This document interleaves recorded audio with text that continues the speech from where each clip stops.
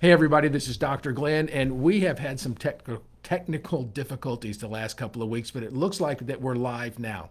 I wanted to do a little follow-up on our last Facebook Live where we talked about the keto style of diet, and we talked a lot about gluten in that one, so that you can go back and watch that if you want to hear what I have to say about gluten. But what we want to do today is we want to talk about why ketones are so important, and we want to talk about healthy fats.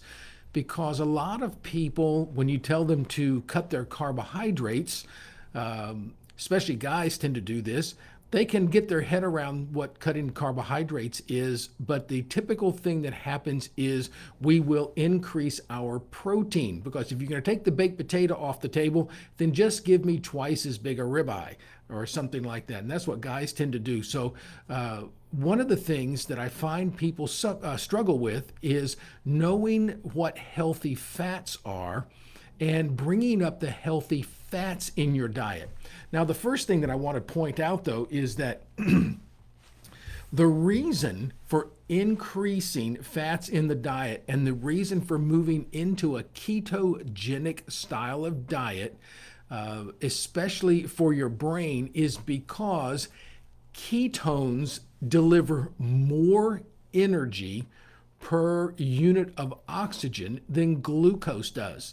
So especially when it comes to brain, what people don't realize is your brain uses a tremendous percentage, somewhere around 30 to 40% of all of the energy in your body is actually used in your brain. So you can only get so much oxygen up there because there's only so much blood that you can get flowing into the brain, so that if you're using ketones for fuel instead of glucose, then what happens is you actually get more energy from the blood flow into the brain when you're using ketones than when you're using glucose. Now, a lot of people also don't realize that your brain is about 70% fat. You know, for about the last, 50, 60 years, fat has just been demonized as being the cause of every nasty thing that can possibly go on. But this is due to a big misunderstanding in fats. Your brain is about 70% fat, and every cell membrane, the membrane is the covering around the cell, it's like the shell around an egg. Every cell in your body, the membrane of those cells is made up primarily of fat. And even the insulation on all of your nerves is made up primarily of fat, a particular kind of fat called DHA. So I want to just dispel just a little bit also before we get into healthy fats, tell you a little bit about, this whole chasing cholesterol thing. This is the notion that reducing cholesterol will lead to a reduction in heart disease. That is currently undergoing some huge re-examination. It's a real political, at least in the medical field, I don't mean political like politics, but in the medical community, cholesterol being the cause of heart disease is a real big hot potato right now, because what we're seeing is that these high carbohydrate diets that we've eaten since the 60s and 70s are very inflammatory. And not only do they actually drive up heart disease, but they cause a lot of other nasty things, especially cognitive decline, dementia, and those things. Another thing that a keto diet does is it helps you to regulate your blood sugar. So now this is where knowing which fats to eat becomes really, really important, because if you're just pulling the carbohydrates out of your diet and substituting that with more protein, and I know when I first started doing what I thought was a keto diet, I thought, all right, I'll just get rid of the pasta and the bread and, stop eating cereal for breakfast and stuff like that, and I'll just start eating more bacon and eggs and stuff and so forth. Well, the problem that you run into is that if you just replace the carbohydrates with more protein, when you eat more protein than your body needs, it actually turns it into a form of glucose through a process called gluconeogenesis. And it's kind of a complex process. It happens in your liver. But if you take the carbohydrates out and just increase your proteins, then you can actually end up doing creating what's called a fatty liver. And that is not something that you want. So when we talk about raising your good fat, so if you pull the carbs down, and you don't change your protein, then what you have to do is you have to bring in good quality fats and fiber and things like that. So let's go over a few things here. I got myself some notes. So let's talk about the 4 main types of fat. Now, most foods contain a mixture of these. We're going to start off with something called monounsaturated fatty acids. And those are things like avocados, olives, olive oil, nuts, seeds, things like that. Those are great things to bring into your diet. All of those things. First of all, they taste great, they're fun to eat, they have great quality fats in them, and most of them have some fiber as well. This is something that a lot of people neglect as they go along, is they don't increase the fiber input. Fiber is very important for the breaking down of food. It's very important for motility and digestion and so forth. So that's monounsaturated fatty acids. The next one we're going to talk about are what we call polyunsaturated fatty acids. And those are things like omega-3 and omega-6. Now, omega-3, there's a couple different types of omega-3, and they're called EPA and DHA. And DHA is the one that's really, really important for your cell membranes in your brain and the myelin sheath that covers your nerves. And the big source of EPA and DHA and those omega-6 fatty acids are in what we call cold water fatty fish. Things like salmon and mackerel and sardines and anchovies and things like that. The other thing that would qualify as an omega-3 are walnuts, flax seeds, chia seeds, things like that. Omega-6, these can also be found in nuts and seeds and in the oils that come from nuts and seeds. And, you get into the foodie thing a little bit, and you can find that you can start cooking with some of these oils. Like I have walnut oil that I use sometimes to cook with at the house. And so your polyunsaturated fatty acids, they come from cold water fish, and they come a lot from your nuts and seeds as well. The next one that comes along is something that we called saturated fats. And this is the one that people go, oh, you shouldn't be eating saturated fats.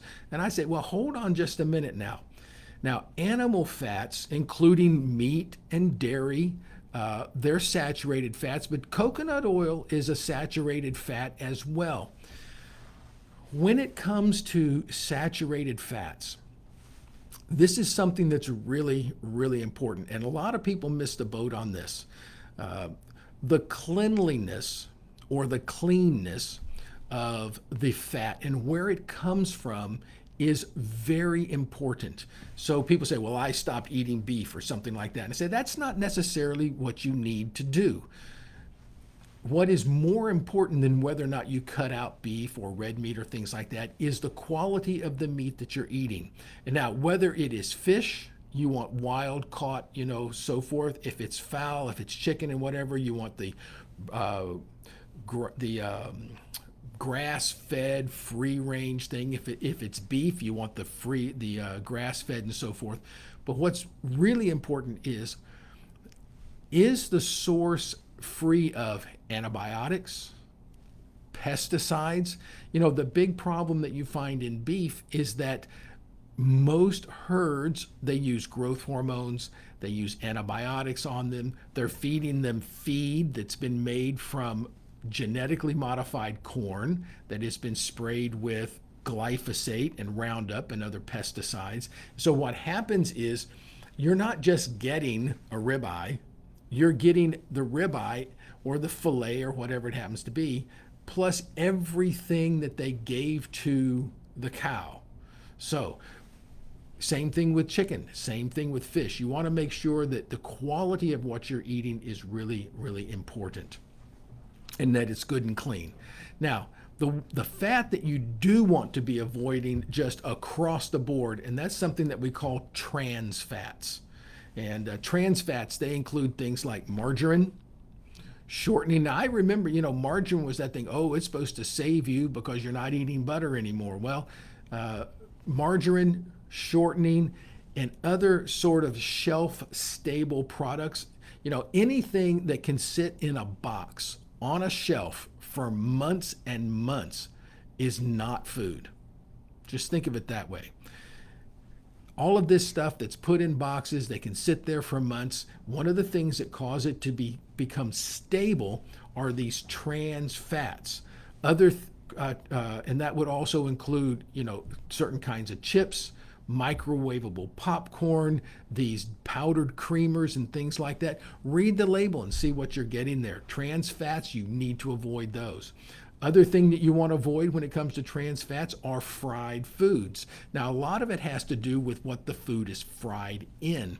So yeah, a potato is a carbohydrate. But if you're eating the carbohydrate and it has been fried in some sort of a vegetable oil or something like that, that is a trans fat that is made from genetically modified plants, that has been sprayed with pesticides, you're getting the best of everything bad that you can possibly get in that. Something that you want to watch for as you get used to reading labels is that food manufacturers, they can claim something has 0 trans fats on the label and get, even if it includes up to ½ a gram per serving. So you've got to be careful when you're reading the labels, and you kind of have to learn to read between the lines a little bit and see they'll be hiding things behind certain phrases, like natural flavorings. Well, what's a natural flavoring? A lot of times that includes stuff that you don't want. So one of the guidelines that we sort of use in our house is anything that can sit on a shelf for months and months is probably not food. I'm going to turn my page over here. And one other things about trans fats that I want to mention are these things called industrialized hydrogenated vegetable oils. And, of all the things that there are to avoid, that would be at the top of my list, are these hydrogenated vegetable oils. So let's talk about what you can eat. Let's give you some good ideas here. What you want to look for in fish. Fish is a great option. As a matter of fact, if you're into cooking and everything, I've always felt like being able to prepare fish is sort of one of the signs that you really have learned what you're doing. So I've always considered it a challenge to be able to cook fish well. What you want to look for are wild caught. You don't think about it, but a lot of fish that's available in the store is what we call farm raised. And typically we don't think of farming fish, but a lot of it is farm raised, and it's being fed things like corn pellets and things like that, which are made from genetically modified corn sprayed with pesticides. So you want to be looking for wild caught fish. They're very high in omega-3s. And also they're lower in mercury. And there's a little mnemonic that we use to kind of give you the idea of which ones am I looking for, and it's called SMASH. And SMASH stands for salmon, all right, mackerel, anchovies, sardines, and herring. Now, there are other what we call fatty fish that would fit into that. Trout is a fatty fish that would do that as well. Also, your cold water fish tend to be better. And one of the sort of rules of thumb that I tell my patients is you want to stay away from fish that live a long time and get very large, like swordfish and tuna and things like that. And it's not that I don't like them. I think they taste great, but the longer a fish lives, and the big fish get big by eating little fish, and the longer a fish lives, the longer it has to accumulate mercury and things in it. So you want to go for the smaller fish. Here on the Gulf Coast of Florida, there are a lot of good options. Flounder, snapper, things like that. Those are smaller fish, and those are great options as well.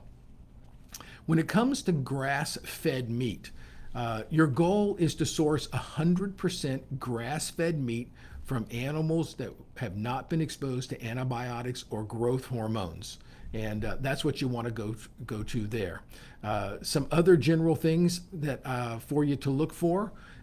You always want to look for unrefined, when we're talking about oils, you want to look for unrefined cold press in glass containers.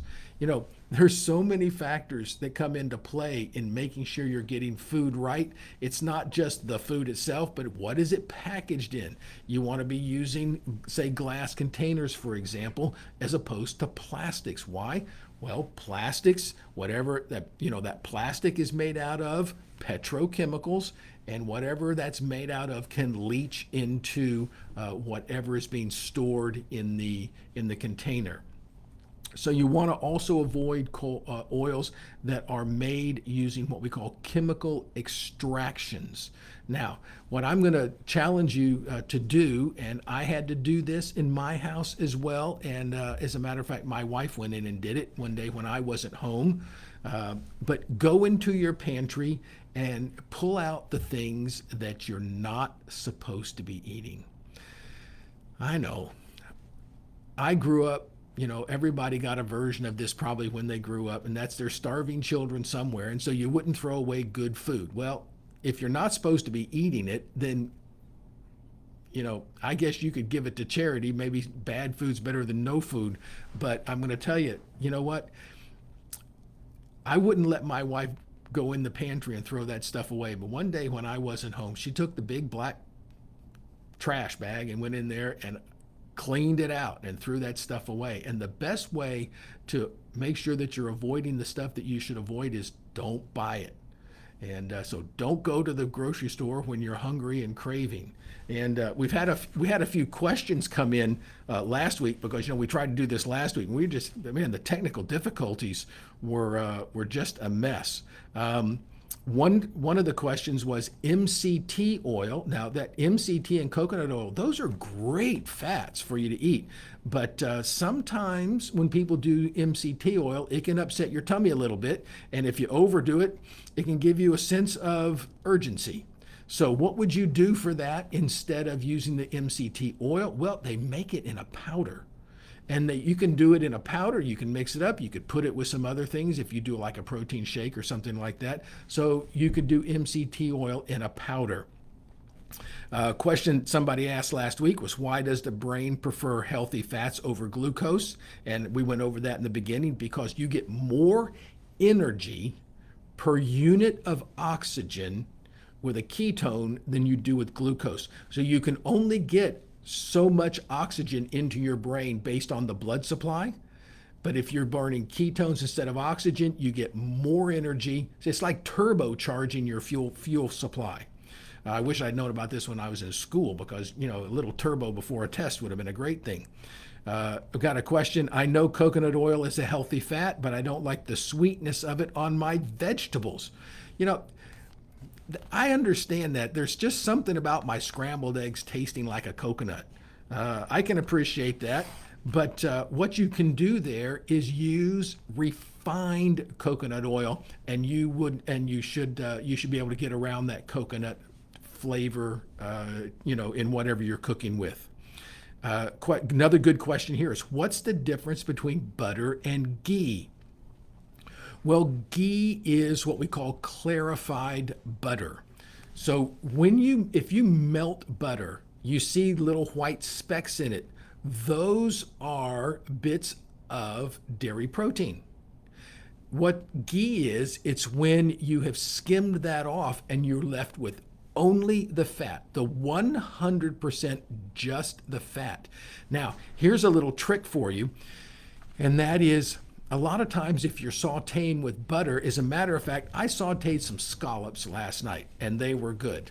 And if you get the pan hot and you're using butter, you'll notice that it will start to brown. And it's very easy to burn butter when you're sauteing. But if you'll use ghee, you don't get that, because what's actually browning is the protein solids that's in the butter. So if you can't get your butter hot enough to cook the way you want to, like you're sautéing something, then get some ghee, because that temperature can go up much higher than regular butter, and that's a great way to cook if you want that flavor or that taste in what you're cooking. Healthy snacks, especially while watching TV at night. I'll tell you what we do. We do two things. One is nuts. Just get some mixed nuts, provided you don't have a problem with them. Just a handful.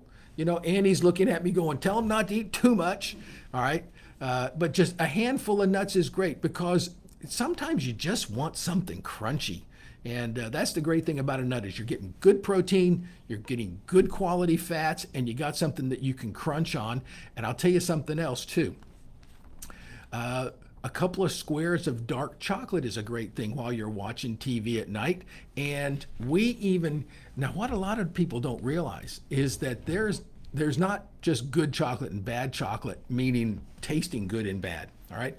But some chocolates have heavy metals in them, like cadmium and things like that. And just a few weeks ago, Annie and Lenine spent some time going through and making a list of the great chocolates that you can eat that are clean and don't have heavy metals in them and things like that. So, and as a matter of fact, if you'll contact us, they would be more than happy to email you that list, and you can do that at just write to either support or coach at the Carroll Institute, and or you can just give us a ring on the phone at 941-350-7722. They'll be happy to send you that. By the way, I didn't even mention this last week, but we offer what we call a discovery phone call. If you'd like to find out more about what we do and whether or not we can help you, we offer a free phone call with one of our certified coaches that know exactly about the saving the brain, and they can talk to you a little bit about what's going on with you, and they can give you an idea of, is this the right place for me? And they can go through that with you. They'll listen to your story, and they can advise you on the next steps that you can take. Let's see. Any other questions we got? One other thing. A lot of times, vegetarians. I got this book here called Ketotarian, and that's a pretty cool name. And so Ketotarian, because a lot of times vegetarians. They're not eating animal proteins anyway, and so protein can be difficult to bring into their diet. And so what happens is you, by default, have a tendency to eat too many carbohydrates, because if you're not eating animal protein, well, then what are you going to eat? Well, you're going to eat more vegetables, but you're also going to be wanting to eat grains and things like that. But there is a way you can go keto and be vegetarian. I have no financial interest in this book at all. You can just go on Amazon, and there are a lot of great resources out there now for vegetarians that want to follow a keto diet. So I'm Dr. Glenn. Thank you so much for being here on this Facebook Live. And next week, we are going to continue our diet strategy for improving your brain health. Next week, we're going to talk about something called intermittent fasting. And that's really, really important. Thank you for the applause in the background there. Intermittent fasting is really a very powerful strategy for improving brain function. So thank you for being here today, and we will see you next week when we talk about intermittent fasting. Have a great day. Bye.